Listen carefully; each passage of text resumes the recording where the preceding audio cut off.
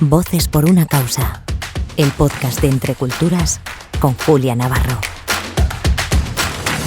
Hola, soy Julia Navarro y les doy la bienvenida una semana más a Voces por una causa, el podcast de Entre Culturas. Hoy para mí es un programa muy especial porque tenemos en estudio pues a una invitada a la que yo admiro en su doble vertiente, como escritora y como periodista. Y les confieso que estoy un poco nerviosa, ¿eh? Venga. Que sí. Te devuelvo todos los piropos que me No me los devuelvo. Todos, no. todos. Para ti también, lo mismo yo. Rosa tiene una larga trayectoria, muy reconocida, ha trabajado en diversos medios de comunicación, ha publicado novelas, ensayos, recopilaciones periodísticas, recibió el Premio Nacional de las Letras Españolas, su obra ha sido traducida a más de 20 idiomas. Es que casi me da vergüenza decir todo esto porque ustedes van a decir, no, sí, ya lo sabemos, y tienen toda la razón, ya lo saben. Pero hoy yo quiero hablar con ella sobre su trayectoria literaria y sobre todo sobre su mirada sobre los retos de nuestro tiempo y el poder transformador que tiene la literatura. Rosa, gracias. Gracias a ti, Jorge. Gracias por estar aquí. Bueno, yo quiero saber qué papel ha jugado la escritura en tu vida. Pues supongo que la misma que a ti. Ya la mayoría de los novelistas hemos empezado a escribir de niños, ¿no? Entonces yo mi primer cuento, que mi madre lo fechó y lo guardó, y que era de unas ratitas que hablaban, pues lo escribí con 5 años, ¿no? Entonces esto quiere decir que para mí era un juego, claro, en aquella época, pero es que con 5 años el juego es lo más importante, es muy importante, ¿no? Es la vida, ¿no? Entonces, pues esto quiere decir que desde que me recuerdo como persona me recuerdo escribiendo, porque el recuerdo articulado de una misma empieza más o menos en esa época, ¿no? Entonces, forma parte de la definición de lo que soy. Es algo estructural, no es algo ni siquiera que he escogido. A veces cuando te preguntan, ¿cuándo decidiste ser novelista? Me da la risa. Yo no lo decidí, estaba ahí. Parafraseando a Monterroso, ¿no? Cuando desperté a la vida, la literatura estaba ahí. Así que no sé si te pasará a ti. Lo que no comprendo, muchas veces me lo pregunto, es cómo se las arregla la gente que no escribe para vivir. Porque para mí es mi manera de poder soportar la oscuridad, el caos, la incertidumbre, ¿no? ¿Te ayuda a entender el mundo? Por supuesto. Escribir es una manera de interrogarte y de aprender. Tú no escribes para enseñar nada, escribes para aprender, sin duda. Es un camino de conocimiento, y si tú terminas un libro y no has aprendido algo, mal lo habrás hecho. O sea que, por supuesto, que me ayuda a entender.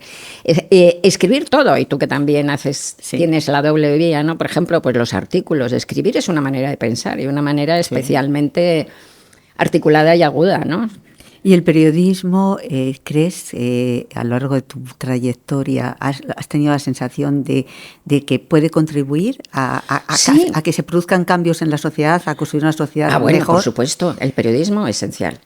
El periodismo es esencial, y nosotras lo hemos vivido además en un momento que fue esencial, que fue la transición, ¿no? Que lo hemos vivido las dos, y lo hemos vivido además desde un lugar maravilloso para vivirlo siendo jóvenes, como éramos entonces, y hablando con los que estaban haciendo la realidad y cambiando la realidad, interrogándolos, ¿no? Transmitiendo sus ideas, poniéndolas en relación con las ideas de otro, dando publicidad, eso. Y en la transición el periodismo fue absolutamente esencial. O sea, los medios de comunicación en España hicieron un papel esencial.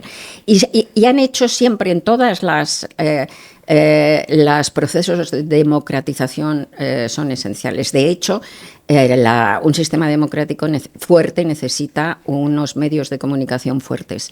Y no es casual, me parece a mí, que ahora que el sistema democrático está en una crisis brutal de legitimidad y de aceptación, ¿no? Pues haya una crisis brutal de medios también. No me parece casual. ¿Qué diferencia hay o encuentras entre el periodismo de entonces al periodismo de ahora? Bueno, pues hay todas las diferencias del mundo, ¿no? Lo primero es que entonces, como tú bien sabes, pues era una época en donde parecía se nos cayeron las paredes del mundo, y hubo unos años muy caóticos, muy difíciles, que pasamos muchísimo miedo, dicho sea de paso, muchísimo, que nos llamaban para ponernos bombas día sí día no, había que desalojar todos los días. Luego en el país, uno de los días que nos llamaron, pusieron una bomba y mataron a uno de los trabajadores, un chaval de 18 años, y destriparon a 2, con gravísimas secuelas. O sea, que era muy difícil, no quiero decir que fuera, no quiero... Pero sí que lo curioso era que como no había paredes, pues parecía que todo era posible, ¿no? Entonces ibas tanteando, yo creo que era un poco una sociedad que era como un pulpo, ¿no? Que sacaba un tentaculito por aquí a ver hasta dónde llegabas, ¡plip! Se recogía, sacaba por el otro lado a ver qué... Entonces... para bien y para mal. Para bien, yo creo que la inmensa mayoría de los periodistas, yo creo que desde el último mono hasta teníamos esa sensación de estar construyendo un país, y entonces realmente era una sensación, estábamos añadiendo algo más al trabajo que el trabajo mismo, algo más, y verdaderamente yo creo que había un compromiso. Y luego para mal, porque éramos un país sin tradición democrática, que teníamos que aprender cuáles eran los límites, y a veces también, pues a lo mejor yo creo que a lo mejor hemos aprendido más a hacer un periodismo más oficial, más riguroso, más profesional, más convencional, si quieres, pero con sus límites, ¿no? Entonces, a lo mejor traspasábamos más límites que a lo mejor no hubiera sido bueno traspasarlos, ¿no? ¿Y hoy nuestros jóvenes colegas cómo los ves? Pues los hay de todo, claro. Hay tremendos de buenos, hay tremendos de malos, hay tremendos de vendidos y manipuladores, hay tremendos de honestos, en fin, es así. Las nuevas tecnologías han cambiado un poco los periodistas. No, el problema es los paradigmas del periodismo. Sí, no es solo eso. El problema es que estamos en una crisis, como decíamos antes, de medios en todo el mundo, brutal. Primero porque desde hace 20 años estamos atravesando el desierto, primero por el cambio, simplemente un cambio de mercado, ¿no? De modelo de mercado con los digitales, ¿no? Entonces los medios empezaron a hacerse la competencia a sí mismos con los digitales. Al principio se creyó que los medios digitales iban a poder mantenerse igual que los medios tradicionales por medio de la publicidad, pero luego enseguida se vio que no iba a ser posible. Entonces ha habido una crisis de medios en todo el mundo. Creo que han desaparecido, en los últimos 20 años, creo que ha desaparecido como el 95% de los periódicos del mundo. Que es una brutalidad. Esto es una tragedia para los medios, pero es una tragedia para las democracias, además, ¿no? Y entonces, pues eso ha enrarecido mucho el ambiente de entrada ya, porque las empresas yo creo que han perdido la cabeza en muchos sentidos, se ha dado muchos palos de ciego, se han vaciado, se ha hecho que los periodistas tengan que trabajar como mujeres y hombres orquesta, haciendo de todo, ahora para el digital, ahora un vídeo, ahora una... haciendo 27 trabajos en donde antes había en una sección 20, pues ahora hay 3, ¿no? O sea que se ha ido echando a los seniors por dinero, por abaratar, y contratando a juniors con sueldo de esclavitud directamente, y así no se puede hacer buen periodismo. O sea, no es que haya peor gente, es que no se puede hacer el periodismo así.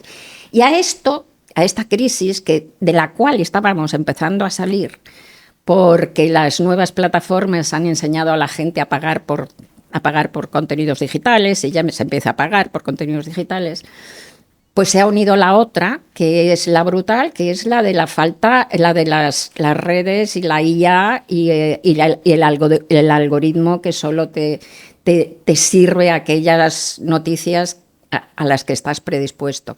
El otro día leí que el 70, me parece que es, no quiero decir, no tengo muy buena memoria, es o 70% o 73% de los jóvenes españoles menores de 25 años se informan a través de las redes, no de los digitales, no estoy hablando de internet, de las malditas redes. ¿Qué quiere decir? Pues que no se informan, que se desinforman totalmente, y ese es el futuro, y eso es peligrosísimo.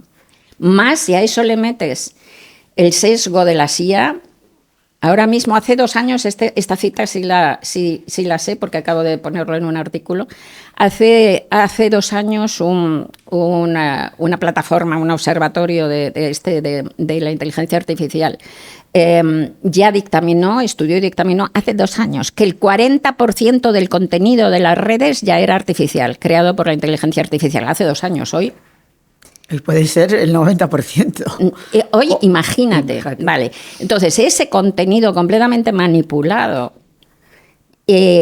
nos está lavando el cerebro. Es decir, la capacidad que tiene la inteligencia artificial a través de las redes de convertirnos en perros de Pavlov y hacer que, y los bots, ¿no?, estos automáticos, y hacer que compremos lo que alguien quiera, votemos lo que alguien quiera, pensemos lo que alguien quiera, todo. Es tremenda. Los neurocientíficos más importantes del mundo, como Rafael Juste, ¿no?, que dirigió el proyecto Brain de Obama y tal, o Sapolsky y tal, pues llevan años pidiendo que se introduzcan dentro de la Carta de Derechos Humanos, que se introduzcan los neuroderechos, que son 5, y son tan elementales como, por ejemplo... ¿Cuáles son? Pues el primero es derecho a que no se meta nadie en tu cerebro sin tú saberlo y autorizarlo. Segundo, derecho a no sufrir un sesgo cognitivo sin tú saberlo y autorizarlo. Bueno, todos de este tenor. Entre los 5 hay uno que es un poco diferente y que es muy fascinante, y que es derecho a que una implementación intelectual no quede en las manos de una minoría. Porque está claro que dentro de muy poco se va a poder potenciar el cerebro, pero potenciar muchísimo por medio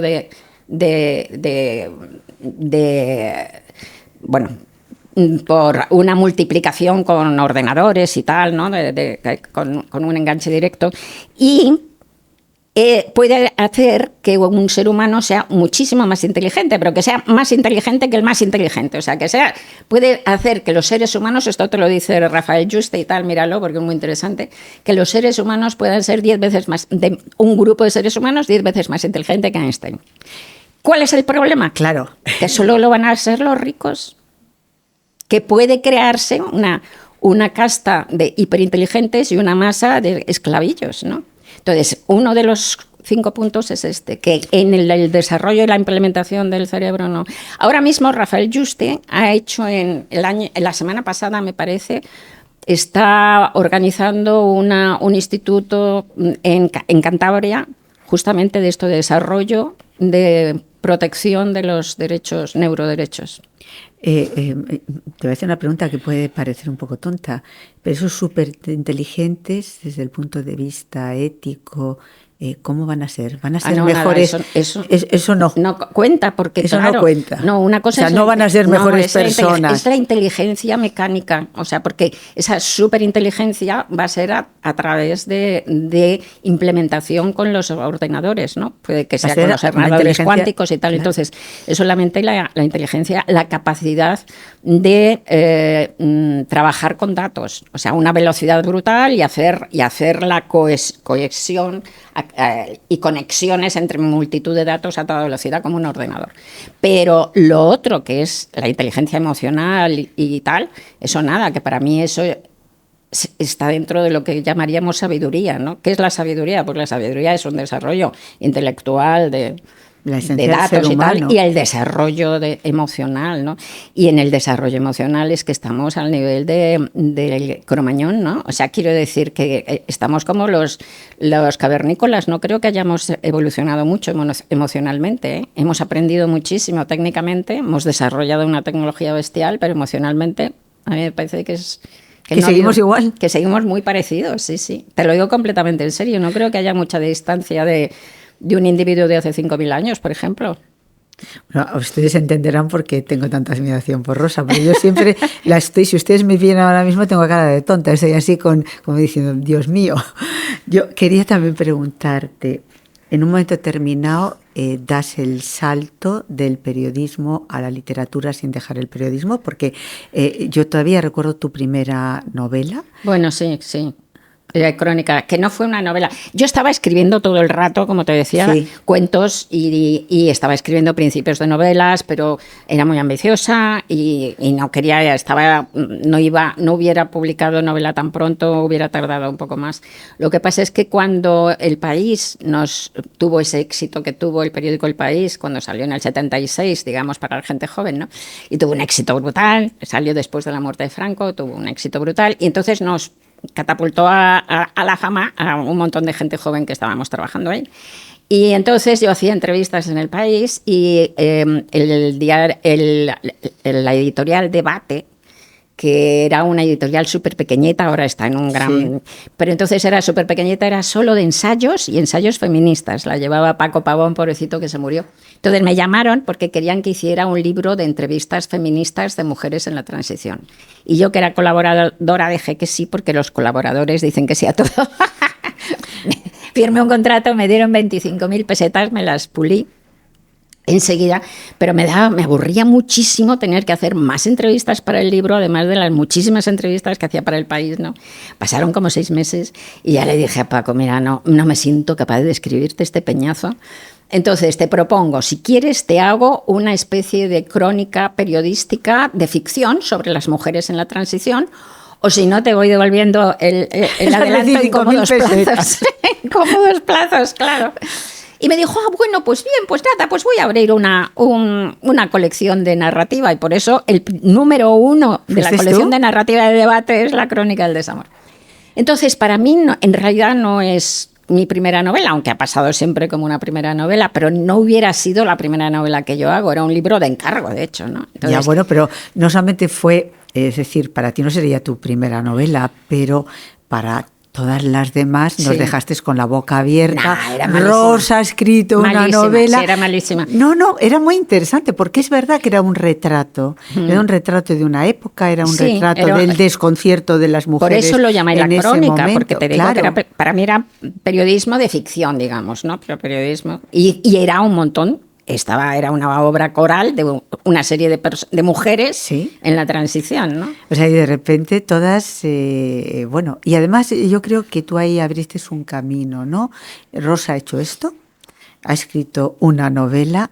Bueno, pues a lo mejor es posible que los demás algún día lo podamos hacer, ¿no? Porque tú siempre has sido como una especie de punta de lanza. Oye, ¿tú escribías de pequeña? Yo mi primer cuento lo escribí con 6 años, ¿ves? Que también lo guarda mi madre, y era la historia de un perro que iba a hacer un pis en una farola, y la farola le empieza a hablar. ¿Ves? Y entonces la farola y el perro hablan. Entonces mi madre lo guardó. Qué guay. O sea, absolutamente absurdo, ¿no? Sí, bueno, sí. Yo de ratitas que hablaban también y que comían bombones y que... O sea, para mí todo hablaba, los objetos podían hablar, y en este caso, pues el perro y la farola hablaban. Y mi madre lo guardó. Y yo lo conservo, porque ella siempre lo guardó como oro en paño. Sí. Entonces yo estoy de acuerdo contigo en el que uno no decide escribir. No, está ahí. Está ahí. Sí. Es decir, lo harás mejor o peor, pero está ahí. Bueno, tú has sido también una persona que tanto en periodismo como en tus novelas siempre hay algunas cuestiones que son recurrentes: la identidad, la libertad, el feminismo, son ejes centrales de tu literatura, y también lo eran como periodista los temas que buscaban las personas. Es decir, ¿cómo vives unos momentos tan complicados como estos, de confrontación, de polarización, en el que a veces defender cosas elementales parecen tan complicadas, ¿no? Pues es muy triste, los momentos que vivimos los vives con ganas de llorar. Vamos, a mí lo único que me anima, fíjate, Julia, lo primero que me anima, no tener hijos, porque me parece que el futuro es tremendamente oscuro y da miedo, y estaría verdaderamente preocupada teniendo hijos. Eso lo primero. Lo segundo, me quita un poco la pena de morirme, porque no me apetece ver el mundo que viene. O sea, ¿no te apetece? Bueno, por curiosidad sí. Yo sí. Por curiosidad yo viajaría al futuro, nunca al pasado. Yo también, pero te quiero decir que los años que vienen son unos años muy oscuros. Entonces, pues como que no apetece vivir la vida. O sea, si yo pudiera aparecer cada 10 años y darme una vuelta como espíritu por el mundo y ver lo que pasa, feliz, me apunto. Pero seguir viviendo, ¿no?, en este mundo, seguir viviendo de verdad y tal. Pues yo sí, ¿eh? Yo sí. Hombre, no me quiero morir por ahora, pero me tienta poco este mundo que viene.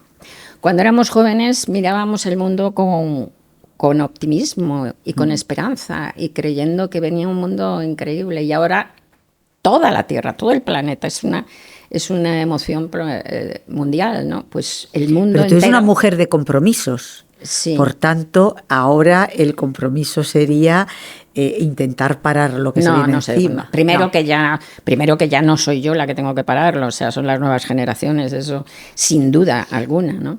Y ya es su mundo y ellos tendrán que hacerlo. Lo tienen crudo, ¿eh? Hay unos retos absolutamente bestiales, vamos, muy difíciles. Hay unos retos muy difíciles.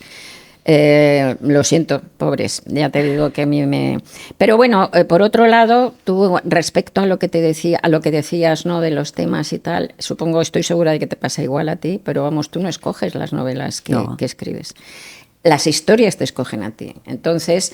y como decíamos antes, no escribes para enseñar nada, sino que escribes para aprender. O sea que tú no escribes, yo no escribo novelas feministas, animalistas, ecologistas, aunque sea animalista, ecologista y feminista como ciudadana. Y como ciudadana, en otros registros sí puedes defender esas ideas. Como periodista, como articulista, puedes defender, articulista de opinión, como ensayista, puedes defender esas ideas. Pero como novelista, no.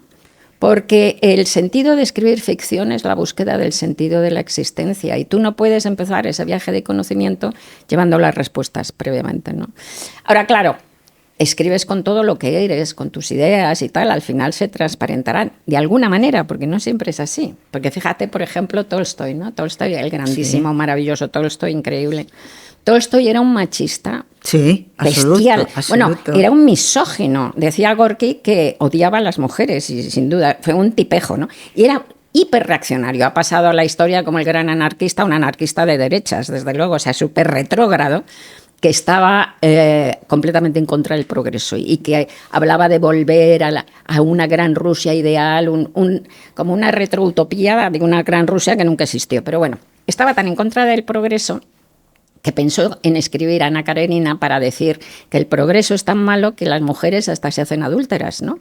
Y por eso Ana Karenina al final de la novela se suicida tirándose al tren, que es el símbolo del progreso, ¿no? Vale, pues estas eran sus ideas, y son las ideas que suelta el alter ego Lenin, Levin, que es el personaje tremendo de la novela.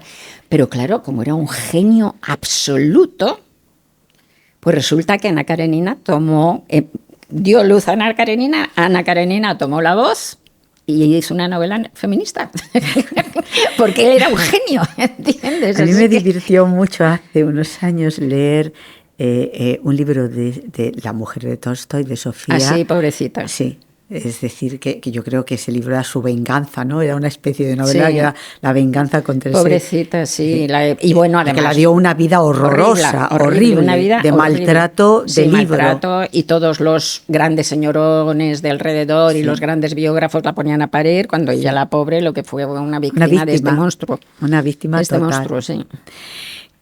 ¿Qué puede aportar la literatura hoy en día a los jóvenes? Todo. Es que yo creo, a mí me da muchísima pena la gente que no lee, joven y no joven, ¿no? Y me da mucha pena no solo porque me parece que van a ser probablemente más ignorantes, que es muy probable que lo sean, por lo tanto también es muy probable que sean menos libres, porque el conocimiento es poder. O sea, también probablemente todo esto vale muy bien. Pero no me dan pena por eso, me dan pena porque es que van a vivir mucho menos. Porque leer es vivir muchas más vidas, a lo ancho, a lo largo, en lo profundo. Leer es hacer tantos viajes al otro, a los otros, ¿no? A otras realidades, agrandar tu cabeza, agrandar tu existencia, tu conocimiento del mundo. Leer es no sentirte nunca solo, de verdad, porque siempre habrá un libro en donde podrás conectarte con alguien, ¿no? Entonces me da muchísima pena porque viven una vida de mierda. Realmente yo creo que todo el mundo tiene un libro que les está esperando, que es la llave que les va a meter en ese mundo maravilloso. Y la cuestión es poder ayudar a la gente a encontrar ese libro, ¿no? Que puede ser cualquiera, puede ser un libro que a ti te parezca horrible, da igual. Si ese libro sirve para que alguien abra esa puerta, maravilla. Sí, yo eso coincido contigo cuando en alguna feria, en algún encuentro literario se acerca a alguien y me dice, fíjese, es que mire usted lo que lee mi hijo. Digo, fantástico. Que lea. Que lea, digo, me parece fantástico, sí, pero es que no quiere leer, no importa, ya lo hará, pero me parece fantástico. Total. Y luego también te quería hacer una pregunta. Claro, la literatura escrita por mujeres hasta hace unos años estaba encorsetada, encasillada, tenía como una especie de estigma. ¿Tú crees que ya se ha superado esos estigmas? Está superándose, aunque no del todo. Es decir, el sexismo no se ha superado. Hemos hecho un camino increíble, porque es que en 4 generaciones hemos cambiado el mundo, ¿no? Hay que recordar que hasta principios del siglo XX las mujeres no podíamos estudiar en la universidad. En España yo creo que fue en 1911, ¿no? Que hasta mediados del siglo XX no hemos podido votar en el mundo, ¿no? En Francia en el 46, para hacer una... Entonces, y en un cantón suizo hasta el 78 no se pudo votar. O sea, que es que... Y en el Vaticano, pues no votaron. Pues, y bueno, y hay regresiones terribles como Afganistán, ¿verdad? Que es tremendo. Entonces, pues hemos hecho un camino increíble, hemos avanzado muchísimo, pero aún así queda... ¿Tú sentiste ese peso, ese prejuicio cuando...? Brutal, pero un prejuicio brutal, vamos a ver. Me negaban... tremendamente a mi generación, a Montserrat Roig, a las que empezamos pronto, ¿no? Montserrat Roig, a mí, bueno, éramos las niñas que escribían. Tú ibas a simposios internacionales y nacionales, pero grandes, y entonces había una mesa de literatura de mujeres, y lo demás eran todos hombres, entonces, como si fueras una pesta o no sé qué. Sí, ha habido tremendo, pero sigue habiendo todavía muchísimo... Sigue habiendo, sobre todo en los premios, el premio de la crítica, por ejemplo, lo ves. Y es que, claro, llevamos el prejuicio metido hombres y mujeres. Sí. Hombres y mujeres, que se han hecho muchos estudios sobre esto muy interesantes. Por ejemplo, se han hecho en España y en Alemania, se han hecho en medicina primaria, con los mismos síntomas. Sí. A los hombres se les manda más pruebas específicas y a las mujeres nos mandan más ansiolíticos. Sí. Porque la palabra del hombre sigue siendo la ley. En España, en concreto, en el 2019, que no tengo una cifra posterior, pero no creo que haya cambiado mucho, nos costaba a las mujeres un 13% más de tiempo llegar al especialista. Y ahora viene lo alucinante, el 60, casi 70% de los médicos de familia son mujeres. O sea, lo llevamos aquí. Sí, claro. Aquí la palabra del hombre sigue siendo la ley, ¿no? Es verdad. Y fíjate que, por ejemplo, eso lo dicen algunos cardiólogos, ¿no? Que los infartos no cursan lo mismo en una mujer que en un hombre. Y nos morimos mucho más de los infartos porque no se reconocen, porque no te hacen caso. No te hacen caso. Exacto. Que es una cosa tremenda. Y luego la medicación. Siempre es decir, los laboratorios han hecho medicamentos pensando... Las pruebas han sido que el objetivo eran los hombres. Las pruebas médicas en hombres, sí. Y a lo mejor, bueno, pues una cantidad de medicamento para una mujer, pues es una barbaridad, ¿no? Sí. Y siguiendo con la literatura, tú has hablado en tus libros, en tus columnas, pero sobre todo en esa fase de periodista, de la invisibilización de las mujeres en la historia. Sí. En los libros de biografías que he hecho varios, historias de mujeres y luego una versión nueva que se llamaba Nosotras.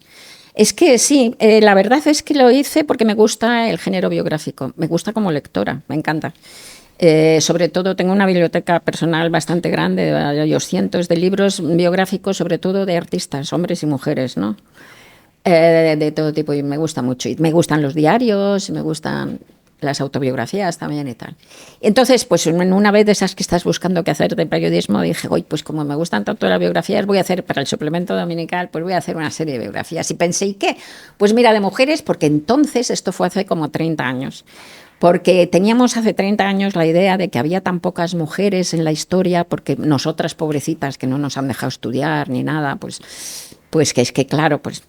Y yo, que como me gustan mucho las biografías, he leído muchas, sobre todo biografía los anglosajones son buenísimos como biógrafos, ¿no? Pues había visto biografías de mujeres curiosísimas que no teníamos ni idea. Y dije, no, pues hay más, ¿eh? Lo que pasa es que la historia... Hay más, lo que pasa es que la historia oficial las olvida, ¿no? Y entonces se me ocurrió, pues eso, sacarlas de ese silencio, digamos. Pero en estos 30 años, desde aquella Historias Mujeres ahora, lo que se ha descubierto es en la nueva historiografía, como por ejemplo Ana López Navajas, que es una investigadora maravillosa de la Universidad de Valencia y que ha hecho un proyecto, un archivo para la UE de mujeres mundiales, maravillosa. Pues que hay millones de mujeres, que siempre ha habido, que en todas las épocas y en todas, absolutamente todas las disciplinas, ha habido montones de mujeres haciendo cosas maravillosas. Lo que pasa es que luego la historia las ha olvidado o les han arrebatado sus... Bueno, de eso sí que hay ejemplos terribles. Bueno, yo siempre repito, sin nosotras no hay historia. Otra cosa es que ellos han escrito la historia y nos han borrado. Y nos han borrado. Pero es que sin nosotras no hay historia. Evidente. No hay historia. Evidente. ¿Cómo logras mantener la pasión por escribir? Pues porque no sabría vivir de otra manera y miedo me da que se me acabe algún día, porque hay gente a la que, por ejemplo, mi gran maestra Úrsula K. Le Guin, que llegué a conocerla y que fue una maravilla y fuimos amigas, pues se pasó sin escribir ficción después de ser una novelista grandiosa, pues se murió con 87 años, desde los 80 no escribía y yo hablaba con ella y le decía, pero mujer, pero hazlo. No, es que se ha ido. Y quizá he llegado a la conclusión de que... Pero a ti todavía no se te ha ido. No, espero no. Pero que quizás sea una cuestión de energía, ¿sabes? Porque se necesita una gran energía para escribir novela, para escribir ficción. Entonces, a lo mejor Úrsula se puso un poco enferma, tuvo algunos problemas. No estaba mal, pero a lo mejor digo yo que puede haber una falta como de... No lo sé. Yo hago gimnasia 2 horas al día para mantenerme en forma. ¿Qué significa para ti la literatura y cuál ha sido el libro que más te ha marcado? Uy, no, ni idea. Libro que más me ha marcado, ni idea. Sí, claro, en cada momento. En cada momento te marca uno, ¿no? Pero la literatura, te digo, es vida y vida de primer orden. Al leer, porque estás viviendo y viviendo maravillosamente. Al escribir, porque todavía viven más. O sea que... Para mí, mi vida siempre me ha parecido absurdo eso que dicen de alguien, es un despreciativo, es un ratón de biblioteca. Como si no viviera. Ese ratón de biblioteca vivió mucho más que tú, imbécil. O sea, ¿no? Es vida, la literatura es vida. ¿Eres muy disciplinada? Claro, si no, no sería novelista, ¿no? O sea, no se puede escribir una novela si no tienes una disciplina y un tesón bestial. Otra cosa es que seas metódica y tal, o sea, hay... escritores que se sientan a las 10 de la mañana y se levantan a las 12:25, como decía Vargas Llosa, todos los días. Yo no sé hacer eso, ni quiero. ¿Cuál es tu rutina? Pues depende, cuando primero me pasó como año y medio o así desarrollándola en cuadernitos, tomando notas y tal, y luego ya cuando te sientas, pues otro año o algo así, que tienes ahí, ya tienes que estar todos los días, pero... especialmente por la tarde, y hay días que a lo mejor no puedes conectarte más que media hora, pero media hora, aunque no escribas, tienes que conectarte a la novela, cuando estás en la fase de escritura, porque si no se va. ¿Y ahora qué estás escribiendo? Pues ahí tengo un problema horrible, porque hice mal, porque siempre espero hacer la promoción y tal, y entonces pero hice mal, me dio como un arrebato, cosa que no he hecho en mi vida. Cuando terminé la última de Bruna Husky, Animales difíciles, que la entregué en julio del año pasado, pues me quedé como con la cabeza súper revolucionada y se me ocurrió una trilogía en un mes, o sea, fue como un incendio. Y me senté y escribí 6 capítulos y luego empezó la vida esta de la promoción y no sé qué, lo he tenido que dejar y la tengo ahí, que lo mismo se ha muerto, porque dejar una novela así... Sí, se muere. Quiero decirles que Rosa tiene en brazos a Petra. Sí, mi Petrita. Que Petra es una perrita monísima y buenísima, que no ha dicho ni un guau. No, nada. Pero es de lo más pacífico. Es lo más bueno que hay. Está muy acostumbrada a ir por el mundo y a ser... voy a firmar a la Feria del Libro con ella, sí, voy a dar conferencias con ella. Y se queda todo el mundo tan maravillado que vienen y me dicen, ay, sí, yo también quiero un perro. Les tengo que advertir, no todos son así. No todos son así. ¿De dónde te viene ese amor por los animales? Pues yo creo, fíjate cómo somos los seres humanos, ¿no? De contradictorios y tal, pero yo creo que viene de mi padre. Y digo de contradictorio porque mi padre era torero de profesión.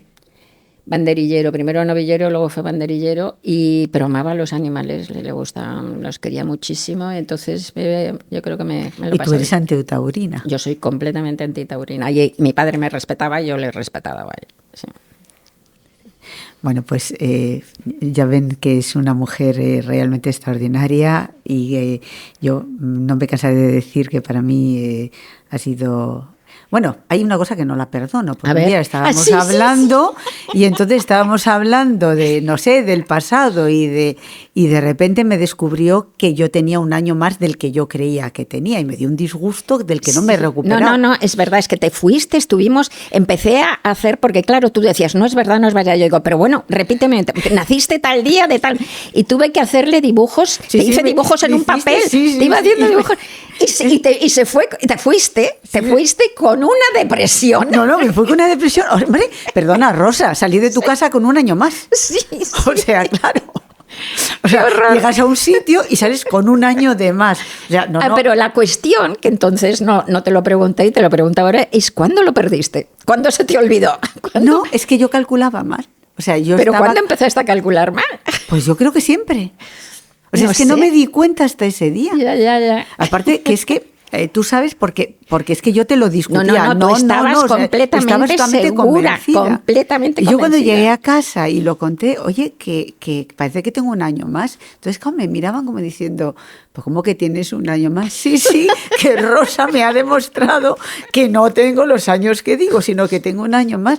Pero oye, eso me traumatiza. Traumatizante, lo entiendo, Sí. lo entiendo. O sea, ir a ver a alguien y salir de esa casa con un año más, no te creas que es algo que es fácil de superar. Pero bueno, Muchas gracias por perdonarme. Te lo he perdonado. Te lo he perdonado porque es imposible no perdonártelo a ti, que para mí siempre has sido un referente en periodismo. Qué linda. De lo que es el buen periodismo, de lo que es la literatura. Bueno, yo siento como realmente un privilegio. Que va para mí, haberte Julia. conocido, lo del daño te lo voy a pasar por alto, pero muchísimas gracias, Rosa, por todo lo que me has enseñado y todo lo que nos enseñas. ¿Qué dices? Todo, te devuelvo todas las flores. No. Hoy lo digo yo. Vale. Un Y beso tú a no empiezas a echar cálculos. No, Lo mismo te vas de aquí y en vez de un año tengo 2 más. No. Aquello quedó claro. Forever. Muchas gracias. Gracias, cariño. Y todos a ustedes, muchas gracias por estar ahí y bueno, pues nos escuchamos la semana que viene. Voces por una causa. El podcast de Entre Culturas con Julia Navarro.